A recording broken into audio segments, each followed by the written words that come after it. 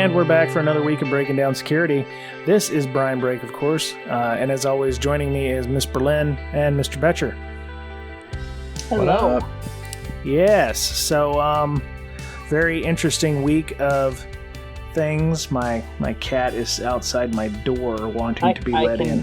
I can hear. You can fill out your bingo cards. Apparently, we have a bingo card now that people are doing. What? Yeah, What? so when they hear like the trains on your audio, Yeah. or my lawnmowers, yeah. So cats are mine. So bingo. Oh man, I want to know what else is on the bingo sheet. You'll have to ask Scott, our Like moderator. anytime I drop the F-bomb. That's probably one too. Yes, That's like the center one. Yeah. That's the free space. Yeah.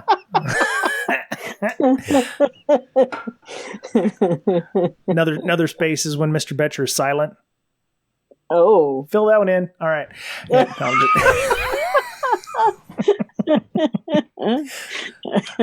you're there, Mr. Boettcher, right? Of course. Okay, I was just checking because I can't see The you on strong the camera. silent type. That's right, strong silent type. Well, see, my fiber connection is probably severed. Have you gotten your better internet finally? No. No. He's using his MiFi. Oh, I'm sorry. Yeah. Okay. Well, so I guess I should announce it since. Yeah. Yeah. I was going to say, don't you have something to should I do a drum roll or? Yeah. So I've taken a new job. I gave my notice last week at my current company, and they're sorry to see me go. I think. I hope so. Where did you they are. I can't tell you that. Secret. Yeah, well, it's probably the most poorly kept secret because I've pretty much, I think, told everybody. But I always forget if that helps any. Well, that's good. That's always helpful. Yeah.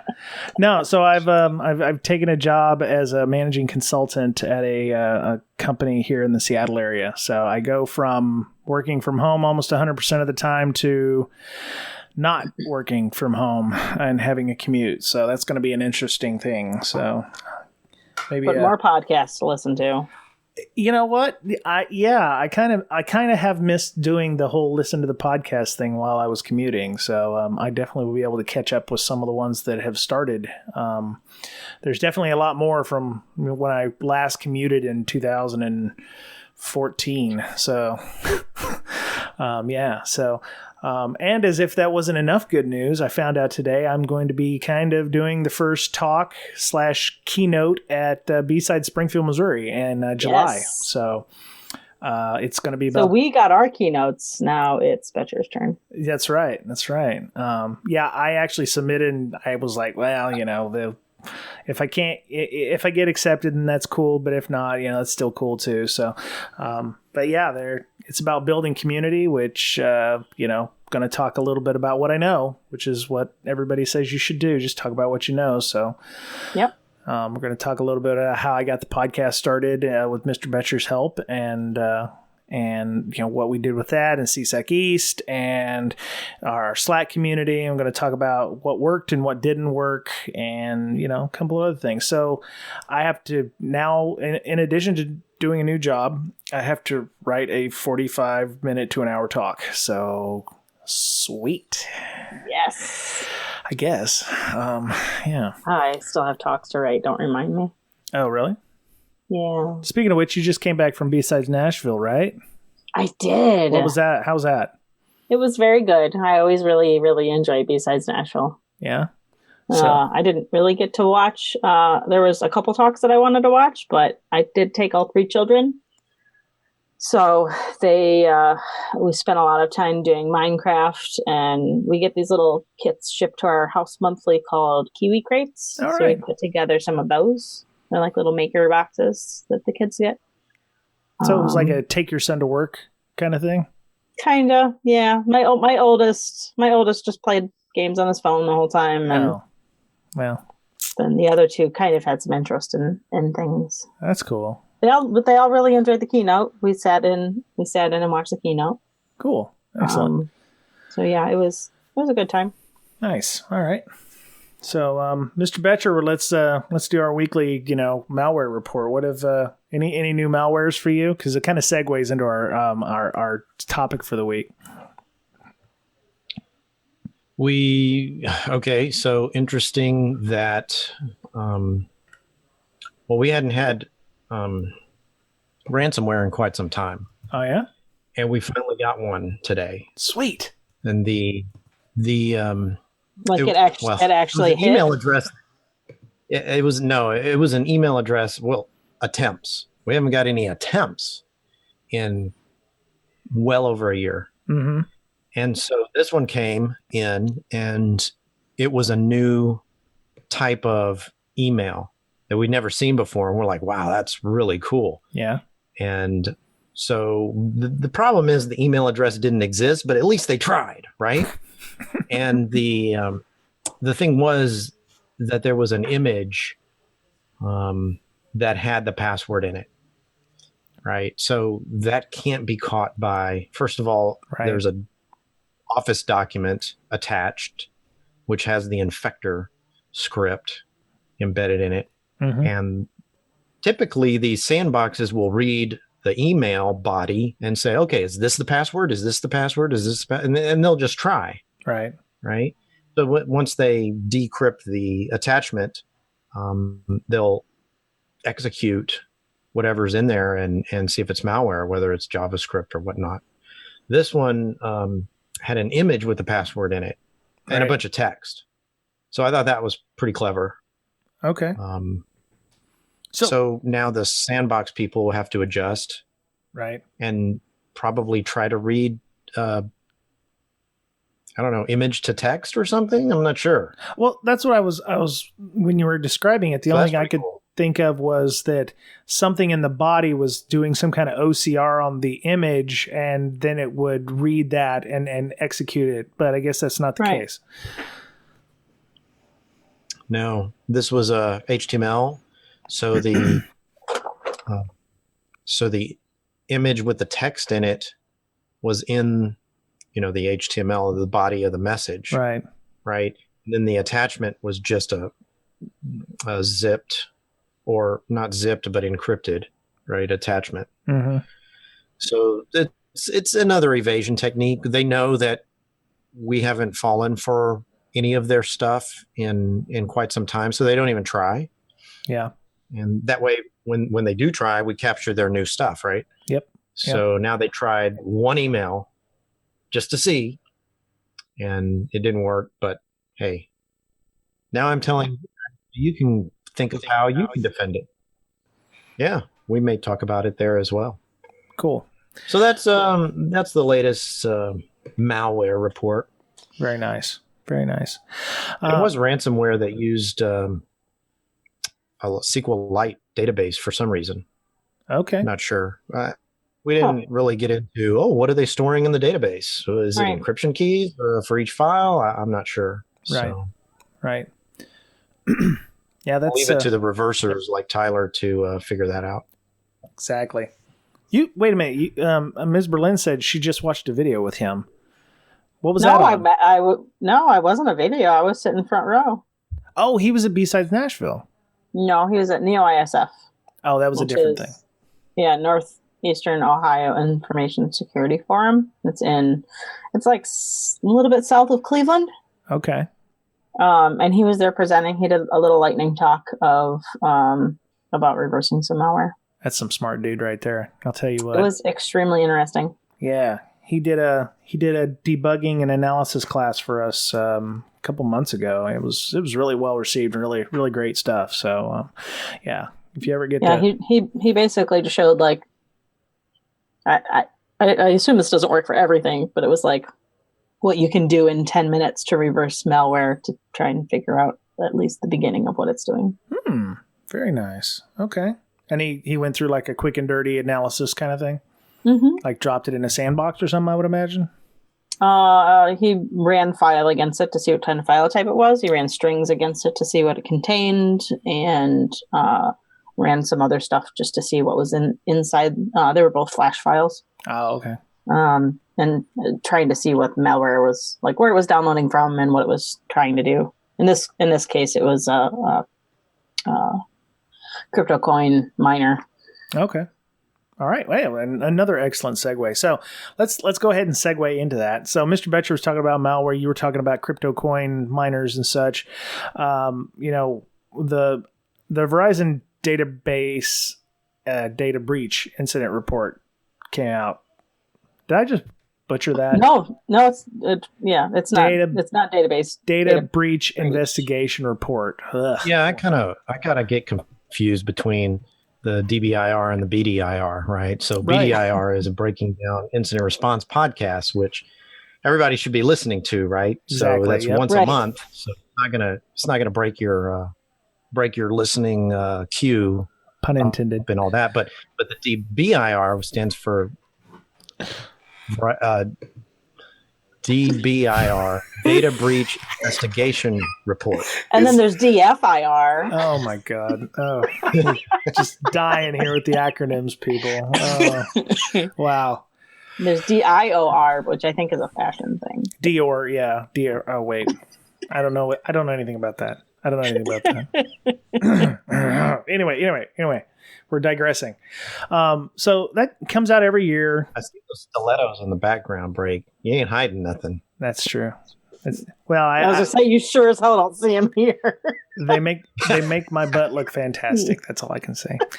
My legs look great. Exactly. Them calves, So anyway, let's get back on task here. So it's what, 11 years of doing the data breach investigation report. Every year they, add some jokes and stuff. So we talked about this a little bit before the show, but who benefits from reading this? Because it seems like all the podcasters, of course, our friends over Defensive Sec talked about this a little bit, but we always talk about it, but I never actually see anybody doing anything with it. What's the benefit from having this report? Ever since I've known it has been a thing, it's just been it's out, let's go read it. Yeah. It's not. It's never anything new. What kind of insights are we supposed to gain from this? I mean, they are new insights, but all of the underlying problems that the insights are like layered on top of are all the same problems. Mm-hmm. Phishing's still a large problem. Oh, okay. Weird. Thanks. Yeah. Well, it trends last year, and we kind of being in the industry and being in the front lines of all this kind of knew that. Right. So we recognize the trends because we see them as they happen. Yeah. Yeah. So I think this is a review, like a year in review of, hey, here's all the data that we gathered in our VERIS framework. It's great to point to stuff in presentations, and when you're maybe if you're trying to get capital money to buy things, right? You're like, look at this. We could stop all of this coin mining by making these configuration changes or buying this thing. Mm-hmm. Well, I got a few things out of it, so we can go over those. I kind of don't like the snarky comments throughout the paper. Yeah, that got old quick. I think the people who read it, like you and I, are getting something out of it because we pretty much understand it. And maybe they got complaints and say, man, I can't read this. It's, I read a paragraph and I fall asleep. It's just so boring. And so maybe they tried to, I'll give you an example. It says malware. It won't always look the same like your brother when he uses the comb over. Okay, that has nothing. I read a whole paragraph and it had nothing to do with security. It was just trying to be funny. Right. They need somebody to help with their material. Yeah.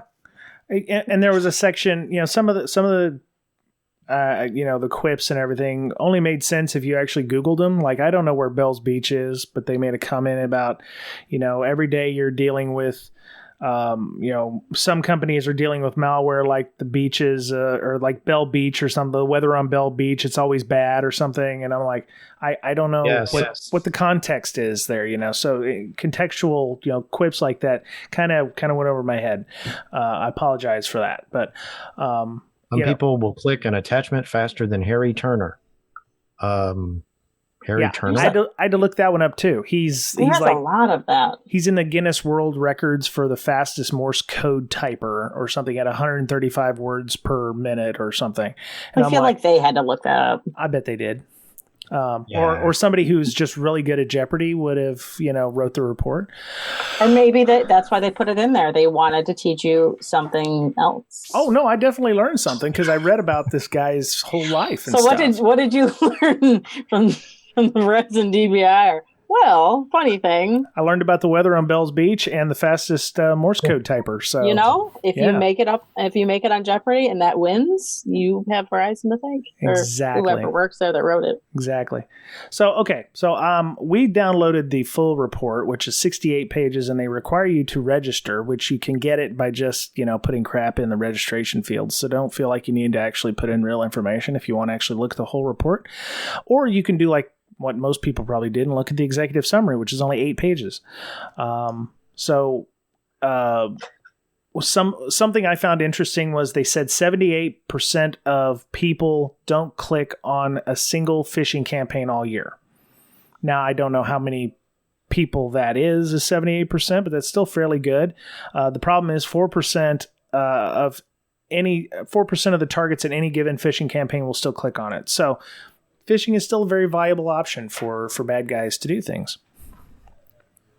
I had another thought about their quips and everything. Okay. You asked who is this for? Right. And who does it benefit and what do we get out of it? Right. Maybe they know their audience better. It's just for all of us. So might as well write it for, something that they would want to read. Right. Right. Not just the stuff that they always have to crank out to the customer. Well, I will tell you, I didn't fall asleep reading it. So, the Verizon people that wrote it. Yeah. Yeah. I did read a funny footnote. Says, we didn't normalize this by population. We're trying to impress the global nature of the victims, not pit countries against each other. No, that's good. Yeah. Yeah. Yeah, cool. I could have done without it, but that's just me. I think it's kind of shallow. But hey, maybe it does benefit to their target audience, which may be something different, right? Yeah. I mean, I know we're not going to go over this one also today, but there's the semantic one that we're starting to look over, and that doesn't really seem to have any of that. Right. And it's just as beneficial. Okay. Well, we can always check that one out.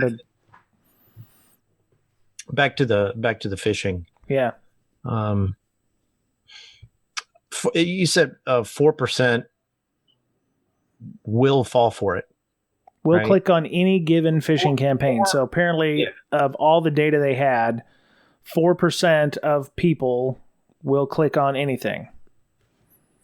Will click on it and become potentially compromised, right? Potentially, yes. So that just says, hey, if you want somebody to click on this, send 25 phishing emails and one person will click. Mm-hmm.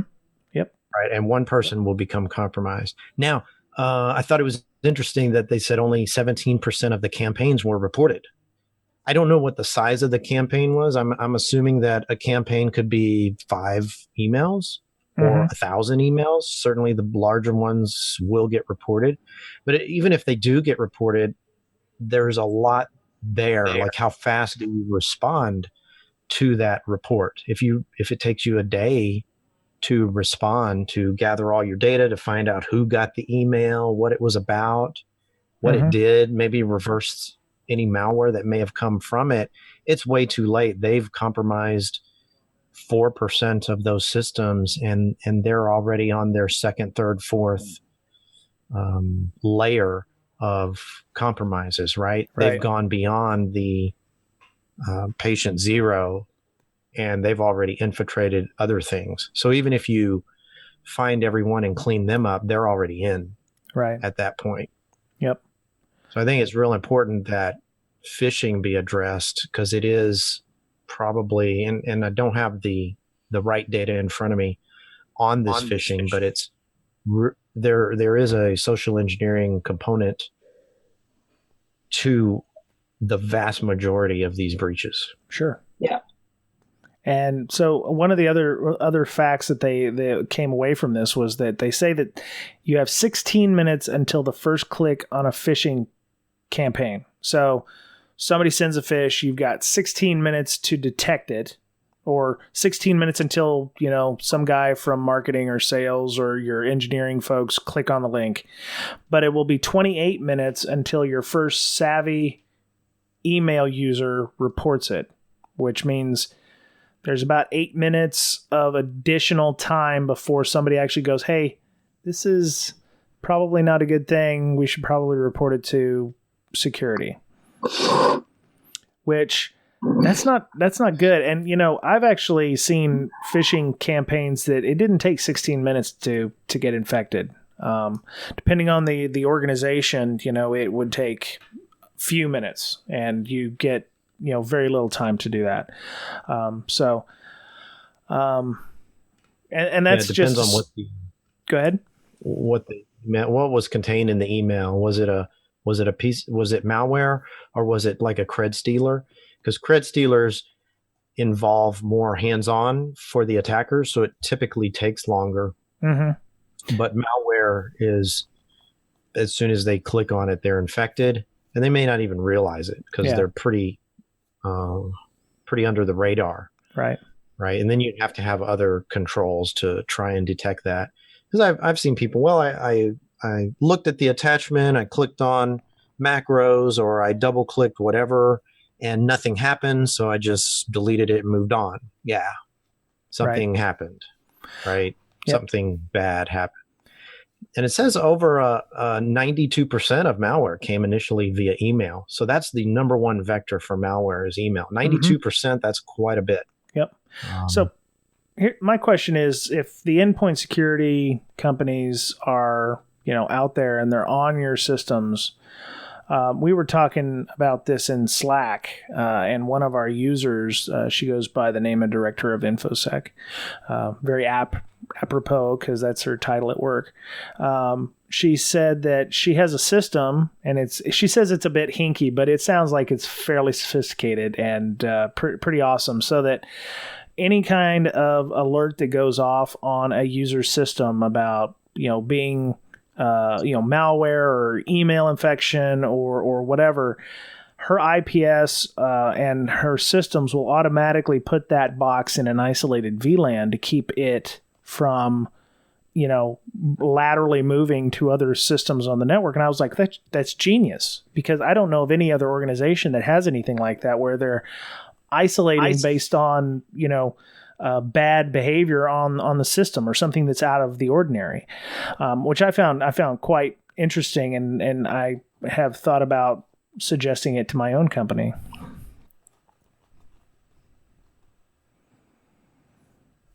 Thoughts, suggestions, anything? I knew that was coming. Sorry, I'm trying not to die from coughing. Oh, that's okay. Yeah, that's great. She mentioned that it's not a giant organization, and it's probably, she doesn't know what the big companies do, but that's really good, and very I guess admirable that you could set up a system like that, right, and not have to spend a fortune on these next gen endpoint tools where you can click a button and isolate a specific host. I mean, they do have those features, some of them. Couldn't you have some kind of IDS rule where it's like, if I see this kind of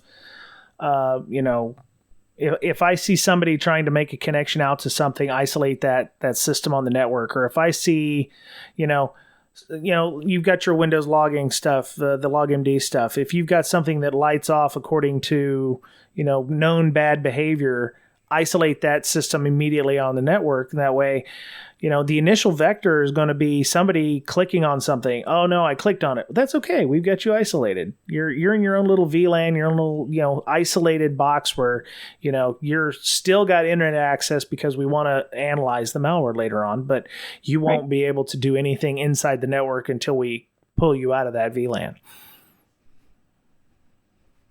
Yep. I don't know if it's an IDS thing that does it, but yeah, certainly a lot of endpoint tools do it. Yeah. Yeah. So, Mr. Boettcher, you said you had some other insights to the report? Yeah. I think that, let's see, talking about, well, they talked about pretexting was used in less than, let's see, pretexting, where pretexting was used, less than 10% had malware. Oh. And pretexting is where the attacker sort of handcrafts maybe a conversation, an email conversation with someone. For example, they're trying to get someone in finance. They're pretending to be the CEO to send them some money, to wire them some money, things like that. That kind of pretexting. Oh, you mean they'll do a little back and forth to kind of build rapport? Yeah. Okay. Build a little rapport there with the victim. Right. And then where no pretexting was used, greater than 66% used malware.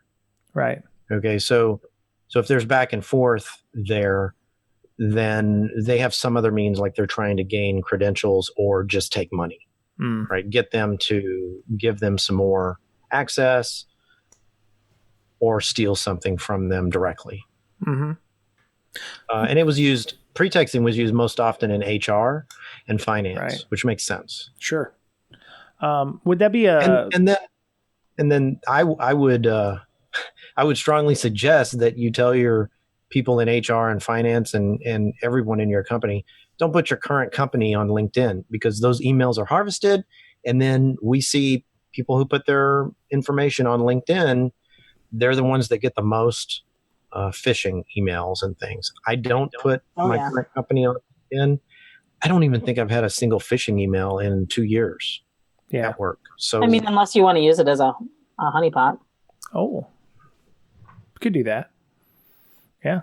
I could definitely see that as being like an email harvester or something. Yep. Yeah. So we get emails from our finance people, and it's CEO_email at Comcast, right? And they spoof it as our CEO. What's the after action look like on that? Do you ever ask them, did you even bother looking at the user, the email address or anything? Or, I mean, because something in the report, they mentioned that, with phishing or with malware, you often have to click on a link, and you have to, it's not like don't click on the link. It's just you have to wean them off the curiosity to want to click the link. So I have no interest in clicking that link, or training them to, ignore links in emails altogether. Is that the way that, I mean, it would be hard to train for something like that, wouldn't it? You can't just leads me to my next point that they bring out in the phishing is that phishing training really doesn't work from their perspective, because in their study of nearly 3 million phishing emails, the more phishing emails someone has clicked in the past, the more likely they are to click them in the future. So, I mean, really, the training doesn't work for people who are going to click them anyway. They are always going to click them. And the more they click, the more they will click. Right. Right. So, and they get their computer taken away, and they get a Chromebook. Well, that's true. Well, Chromebook is what, Linux based? Yeah. Maybe a iPad or something. Right. There's different levels. You're not going to get a keyboard eventually anymore. They get pen and paper. Yep. Right. And then it just goes downhill from there.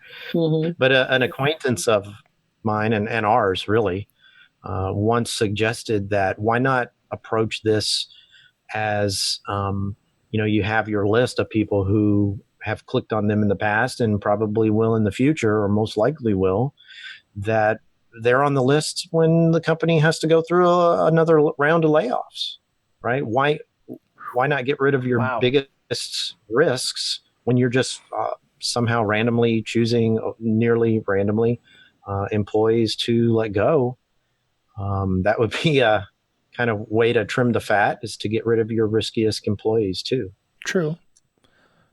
But okay, so in the same vein, if you know these people are a higher risk, could you not, limit their access to things or add additional controls to, log activity, or, maybe put extra scrutiny on their email boxes, for instance? Maybe more of their email gets blocked or has to be released from whatever email system that you have.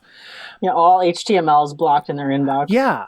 Make it so they can't actually click on a link. Like they can't get incoming HTML, or all the HTML gets, converted to text before it gets sent to them. Or, instead of, obviously they're high risk, but if we take some of that risk away from them and offload that onto the technology that we have in our enterprise, it seems to me that would make more sense than, just expecting them to go. 'Cause like it or hate it, some of those most, risky people are probably your most talented folks as well. Because, they're not thinking about security. They're thinking about getting the next release of software out. Or, they're your boss's boss's boss, and your boss's boss doesn't want to, have to deal with your boss's boss's boss. That would be the way I would come at it. Obviously that's not the way every company would come at it, but I would think that there's enough technology out there that in the enterprise that you could use to, add them and add additional scrutiny to those people, or help to reduce that risk further. Put them in a special group. Yeah, maybe. Right. If,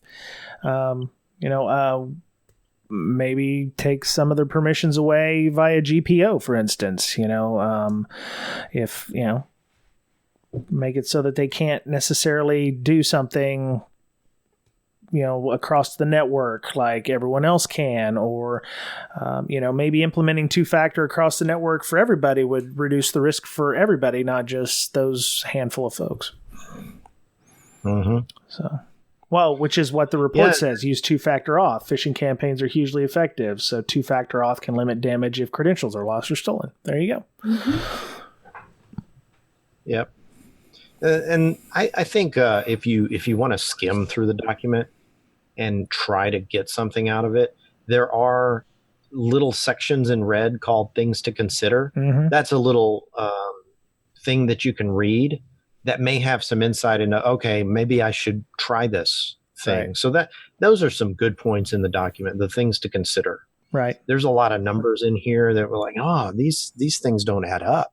Like I think there are 2,216 breaches, right? But wait a minute, they don't count ransomware as a breach. Nope. Okay. Otherwise that number would go way up. They don't count something called botnet breaches. So botnets were taken out of the equation, they say, because this would just skew all the data. There's 43,000 quote botnet breaches, mm-hmm. right? And then of course they have their totals for external actors and internal actors. So they had 1,097 external breaches, mm-hmm. and 227 internal breaches. But those don't add up to the 2,200 breaches, right? So where's the other 1,000? Are they not internal and not external? I just don't know. Maybe that data wasn't filled out properly, because I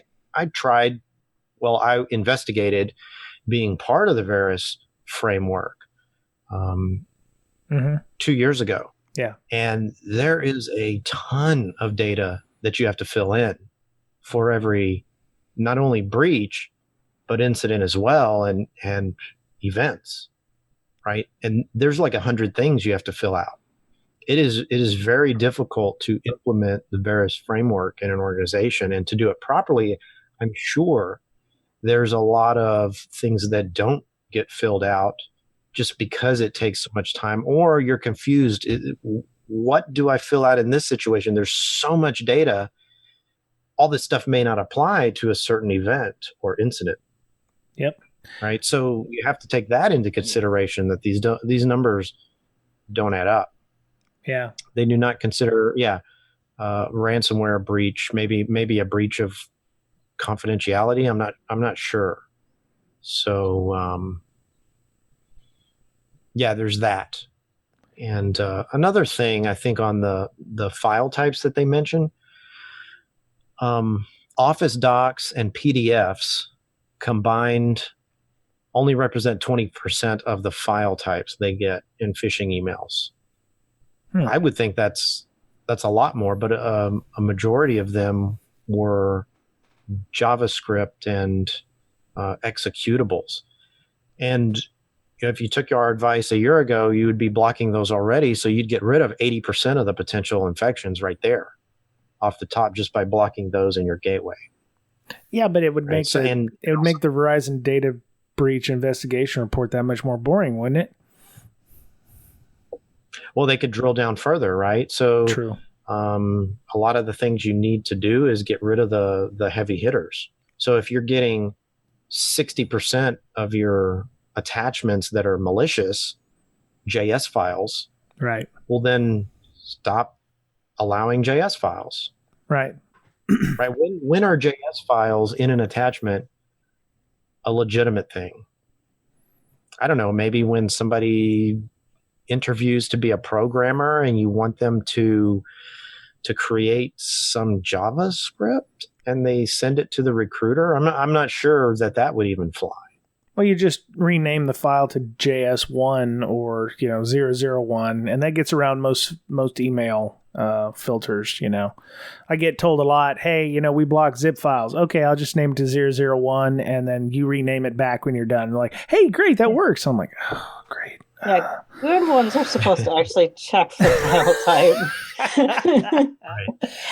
I love it. No, it never fails. Every time somebody tells me, oh, yeah, we block zip files, I'm like, They look at .zip. They don't actually look at the file header and go, that's a zip file. It may be 001 or 005. It's still a zip file. So, If your company's email filter, whatever's not looking at the file headers and is looking just at extensions, you probably need to get a better piece of technology. So, right. And then deny the double click, even if it doesn't come via email, it comes some other means, or it's encrypted or whatever. You can change those file associations, and that'll destroy 80% of your infections right there. Just don't allow people to double click JS files. Oh, the developers, they won't be able to double click. Oh, developers are smart enough to figure that out. Yeah. Okay. They don't need to double click things. Right. Okay. They open it up in Eclipse or Visual Studio, whatever they're using, and they go from there. Yep. So the excuses that people are going to get confused, I mean, they really are, is just empty. Empty words. Yeah. We found. Yeah. Ms. Berlin, is this the living off the land comment? Was that yours? In the show notes? But that was from the Symantec one. Ah, okay. So, I mean, we could probably talk about that anyway. Not Symantec thing, but the living off the land. What does that necessarily mean for an attacker when they're living off the land? Hold on, I forget what it said. I've completely lost. I think I know the answer, but I was just wondering. You don't have to look it up in the Symantec report if you don't want to. No, I was going to read the quote of what I typed out there. Right. Okay. Yeah, we'll do the Symantec report another day. So. Oh, you want me to skip it then? No. You can talk about the quote, but I mean, it was in the show notes, so Yeah. So the quote I put on there is the living off the land trend continues with attack groups opting for tried and trusted means to infiltrate target organizations. Spear phishing is the number one infection vector employed by 71% of organized groups in 2017. The use of 0 days continues to fall out of favor. Right. So I just put that on there just because every year these reports are kind of the same. It already says that spear phishing 71% still even in this year. Right. And the tried and trusted means they use. I mean, they're all the majority are opportunistic. Not a whole lot of people are using 0 days, but a lot of a lot of the big conferences we see are very O-Day based, right? I mean, that's what draws the big crowds and all that kind of stuff. Right. But we are starting to see, I think, a bigger shift to blue team conferences that are covering more of the, okay, now all of this tried and true stuff that's been happening for the last 10, 11 years, maybe we should start focusing on that a little bit more. Yeah. No, I thought the whole idea of the quote living off the land, I didn't realize it was in the semantic report. Sorry about that. Yeah. It's the, when the attacker gains access to the host or whatever, they're going to use the tools that are available inside the host itself. So making archives, you're not going to, if they have an interpreter shell or something in there, they're not going to push up a copy of WinZip or zip or binaries or something and use those because it's noisy. They'd use, if it was a Windows box, they'd use like makecab or something like that, which is an archive that that is inherent in Windows. So, for people who are logging things, that wouldn't necessarily, light off a red flag. It just looks like somebody's using the makecab command, which I guess if nobody's ever used the makecab command, that could be a way of doing it. Or if it's a Linux box, most of those boxes already come with NCAT on them or something. So they would use that NCAT version instead of uploading their own, which would have, which would also be fairly noisy. It'd be more traffic across the wire. So that's what I thought living off the land was. Okay.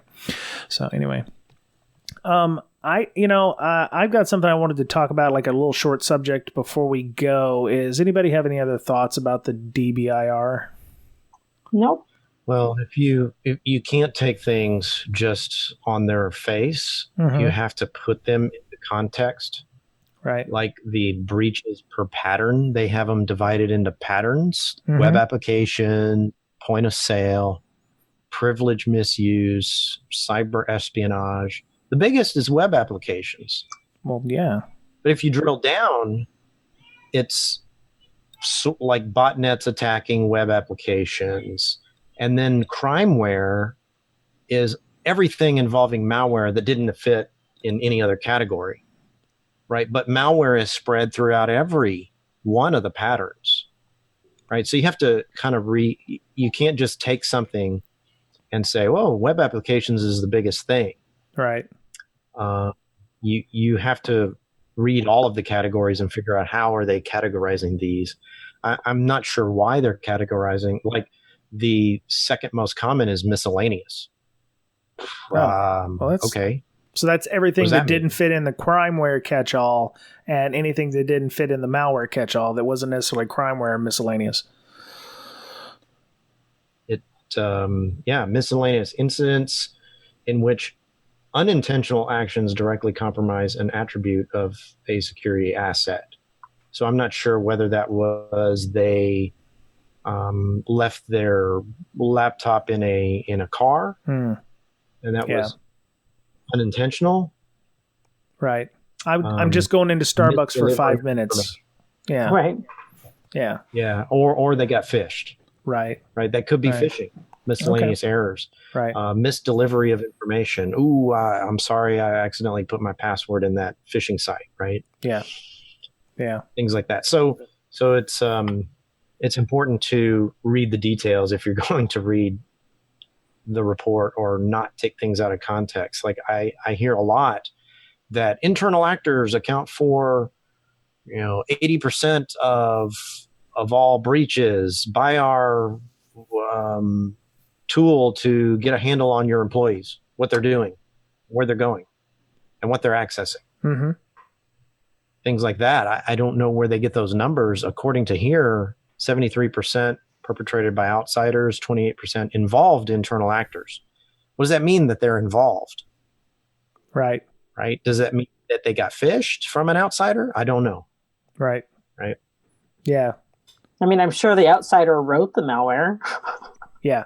Or the 73% of outsiders, 28% of those 73% included people who were inside the organization. So you have your insider threat doing 28%, but they still needed help from an outsider to make it happen. I don't know, maybe. So, yeah. Anyway, yeah, we've beaten that dead horse. We didn't do last year's. I think we did 2016's, but yeah, we don't normally do these things because, it's kind of same different year, that kind of thing. So, I mean, it's like most attacked assets, databases, or, whatever. It was like, yeah, a lot of that stuff is kind of duh. It's got data? Yeah. No. Because it's got the keys to your kingdom. 2% involve partners. We've always heard you need to. What does that mean? And maybe like I said, the VERIS framework is complicated to implement. Maybe some of these got left out. Right. Right. Or it wasn't fully filled out. Yeah. That makes sense.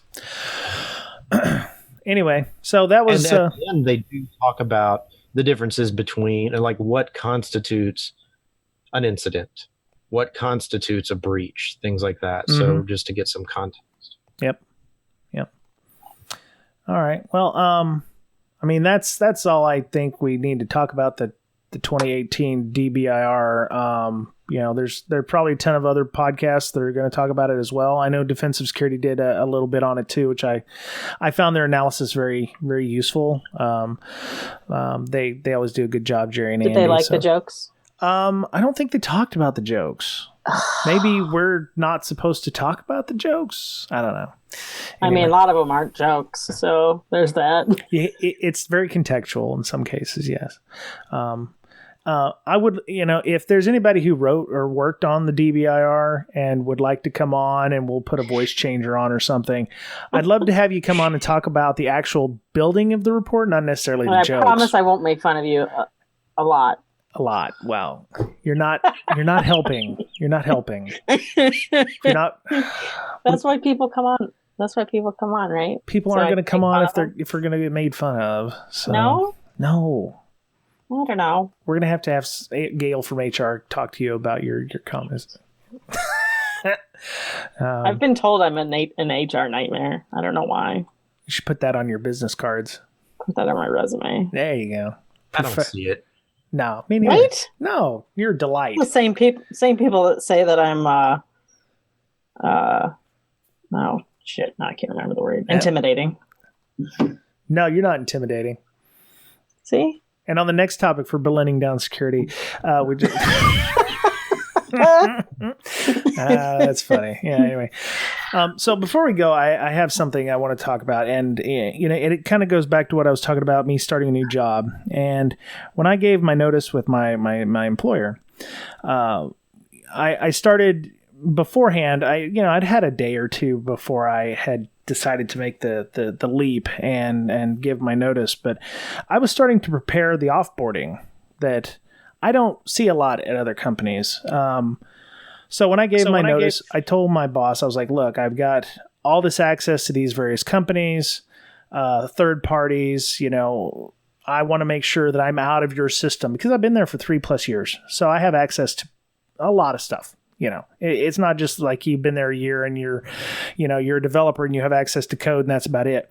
I have access to, the production environment, our corporate environment, test environment, everything. I've got access to third parties that we utilize and their logins and stuff. And I got to thinking about the offboarding process and, the onboarding process when people have it, it's very rigid. It's very regimented. You have a policy. You're supposed to follow this. You're supposed to read this. You're supposed to read that.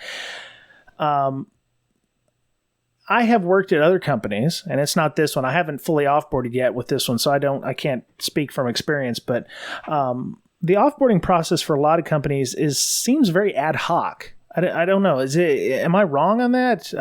But I mean, I've worked at other companies where it was like all the way from, we're going to escort you out because we think you're a security risk to just mail your laptop back and we'll take care of the rest. And I was like, I find there's a disparagement there that we don't have rigid policies at a lot of companies offboarding people, which is why compliance frameworks often take up that slack where they require you to do that. And it seems to me that we shouldn't have we shouldn't have to have compliance telling us that, you need to get rid of the guy who has the keys to your kingdom less than 12 hours afterwards, or you need to kill his VPN access immediately as soon as he leaves the door, because he may have loaded his VPN software on some kind of private box or something. I've had both. I've had extremely secure offboarding, all the way down to I still had access to stuff years later. Oh my God. How did you know that? Not necessarily access into the environment. No, that one was more licensing. So all their Microsoft licensing was tied to my live account. So I had that for a while, and there was a couple other like shared login type things that I still had access to. Like we had a Safari book online when that had first come out that everybody shared a login to. So I had that. Yeah. And like handful of other stuff. And then another company I worked for, as soon as they heard and got me to actually say that I was I didn't tell them, they just heard I was leaving. It was then like I was not able to give notice. They still gave me my 2 weeks pay, and they were great about it, but that was their thing. And everybody knew that when you signed up, is that you aren't able to give notice. Like they just cut you off right there. And they had great policies around it. I think they had a lot of automation around it, because you only had the one off account. Bit in the past? I'm not sure. But their stance on it was they're a security company, and it's their responsibility to make sure that you don't have access still to like customer data and everything, which I totally get. It still doesn't matter though if somebody is going to leave and end up keeping it a better secret than I did. Right. And they could do whatever they want maliciously. Yeah. So it doesn't really cover that.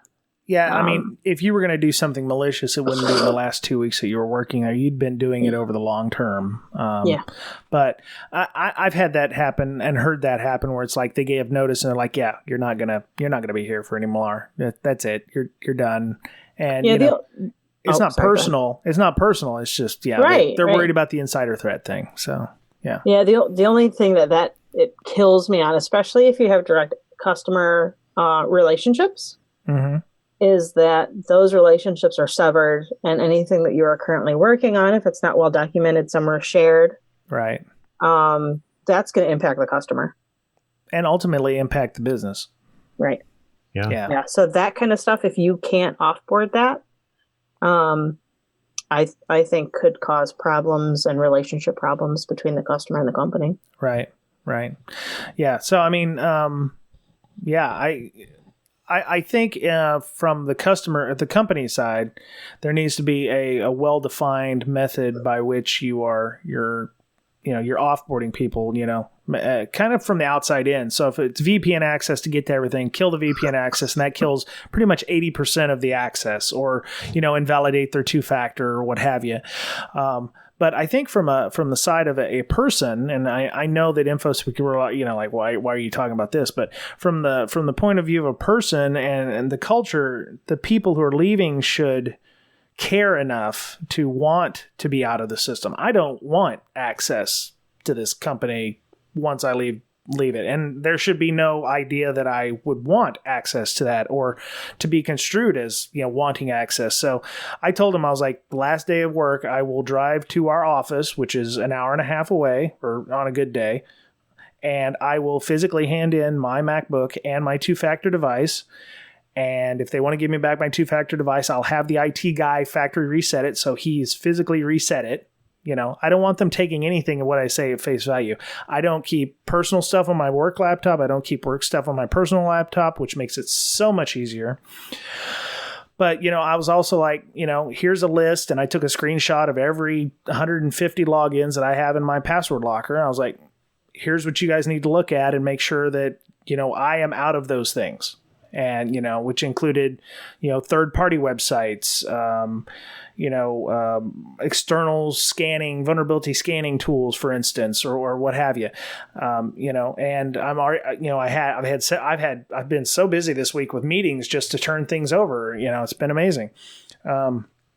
But yeah, to, make sure that they're able to do my job when I leave, because, it's a great company. I just, want to make sure that I leave them in as, they're going to be hamstrung for a while, I think, until they find a replacement for me. I just want to make sure that everything is good to go. And, that's the important thing. It's different than being terminated where, I think that's where processes fail, is when people are forcibly terminated or they quit. Then it's like all hands on deck. But with something where you're easing out, you should be having a back and forth or a proper communication to be able to, sign out in a manner that is not as stressful. They shouldn't have to run incident response on a guy who's given 2 weeks notice. It should just be, you're done on Friday. You're no longer in the system, and all the tickets have been created. We're all compliant with the things and the stuffs, and that way they don't fall afoul of any compliance requirements. So, all right, that was my little diatribe, my little thing. I don't know how everyone else feels about it, but yeah, take a look at your termination processes. Take a look at your offboarding processes, because they should be different. There should be 2 different versions for offboarding versus termination. And update those if you haven't. So that's all I got. Mr. Boettcher, Miss Berlin, you have any last comments or thoughts? So on that note, Amanda? I didn't know Barbara Bush died. Oh, yeah, that was like 2 days ago. She was in hospice care, I guess. Somebody had leaked it on Monday evening. I have something on the web app comments that they were the number 1 category of breaches. So if you drill down, stolen creds is the top thing in that category. So they count stolen creds as a web app breach. Wow. In most of those web apps breaches. So there you go. Interesting. Because usually passwords are leaked; they're not breached. When every time I hear, "Oh, there's a password," there's a bunch of passwords on Pastebin or something. It's like, "Oh, these passwords were leaked," or "These accounts were leaked; they weren't breached." So, is it they found a vulnerability in a web app and were able to harvest all those passwords and credentials, or did they use a stolen credential to access the web app nefariously? Right? I don't know. And it doesn't say. Again, so, if somebody's on the DBIR team wants to come on the show, and we'll be in the safe tree. So Miss Berlin will have to be in the safe tree with us. No judging. And, you can come on. We can talk about the methodologies used to make these things. I'll just have to turn off my web camera. Is that what it? You roll in my eyes the whole time. Oh man! Because you're intimidating. I don't want to intimidate the guests. That's right. We don't want to intimidate people. So, all right. So, Ms. Berlin, if people wanted to discuss anything, I don't know, if they want to talk about your eye rolling techniques or whatever, how would they go about I am a pro. Let me tell you. Okay. All right. Well, you can give the next BreakSec training course on eye rolling. Rolling? All right. Yeah. I can see him from the back row. So either on our Slack or on Twitter at Infosister, INFOSYSTIR. And I keep on forgetting to mention this. I created a defensive security and purple teaming group on Facebook too, if people are on Facebook. Oh, that's new. I might have to join that. Okay. Yeah. Very cool. Mr. Boettcher, so we talked a lot about the malware and what things people should be logging. I know you have a program called LogMD that, helps people with logging of systems. How would people who, need help with logging systems or protecting their systems against malware, how would they get a hold of you if they wanted to talk to you about that? Yeah, I use a program that I wrote called LogMD, and you can too. It's free. All you have to do is download it on my website. It's log-md.com. You got to put the dash in there, otherwise you'll get some proctologist in Wisconsin. But yes, log-md.com. Unless you want a proctologist in Wisconsin. A Wisconsin proctologist, yeah. Dr. Log, is that what it was? The proctologist?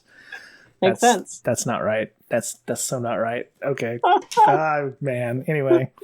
All right. So the break. We tried to buy his domain, but he told us to shove it up our ass. So. Try the veal. Mr. Boettcher will be here all week. So. Way better jokes than the DBIR. Shots fired. So salty. That is savage. Again, please come on. Yeah, well, we'd enjoy having you.